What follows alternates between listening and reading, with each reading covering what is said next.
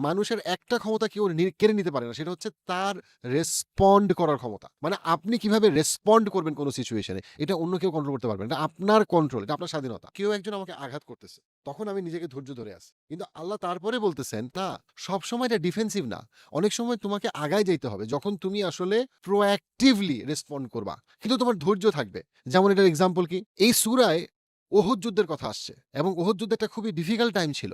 সেই ডিফিকাল্ট টাইমের মধ্যে অনেকের কাছে খবর ছড়াই গেছে ফগ অফ ওয়ার এর মধ্যে। যুদ্ধের নানা রকম মিথ্যাচার হয়। যুদ্ধে অনেক কিছু বোঝা যায় না, অস্পষ্ট থাকে, ফগ অফ ওয়ার। যেমন ইরান ইসরায়েলের বর্তমান যুদ্ধে অনেক কিছু বোঝা যাচ্ছে না। অনেক মিথ্যা কথা সত্য মনে হচ্ছে, সত্যর কথা মিথ্যা মনে হচ্ছে ইত্যাদি। আমার উপরে কেউ নির্যাতন করতেছে। আমাকে কি ইসলাম সবসময় চুপ থাকতে বলে? না, সবসময় চুপ থাকতে বলে না। তো ইসলাম এটা বলে যে তুমি সবসময় সহ্য করবে, এটা ঠিক না। তোমার অফিসে তোমাকে অ্যাবিউজ করা হয়েছে, নির্যাতন করা হয়েছে। ইসলাম বলে তুমি প্রোঅ্যাক্টিভ হও। প্রোঅ্যাক্টিভ হওয়া মানে এটা না যে তুমি যুদ্ধ শুরু করে দিবা, তুমি ধ্বংস শুরু করে দিবা, তুমি গালাগালি শুরু করবা, না। বরং তুমি একটা স্ট্যান্স দিবা তোমার জন্য। তুমি নিজেকে ডিফেন্ড করবা এবং এমনভাবে ডিফেন্ড করবা যেটা তোমার জন্য ভালো। এখানে কিন্তু বলা হয় নাই যে তুমি বসে, বসে গালি খাও। বলা হয়েছে তুমি নিজেকে সরায় আনো। আননেসেসারি কনফ্লিক্ট পৃথিবীতে থাকবেই। কিন্তু আননেসেসারি কনফ্লিক্ট থেকে তুমি এভয়েড করো রেসপেক্টফুলি। যতটুকু রেসপেক্টফুলি তোমার পক্ষে করা সম্ভব।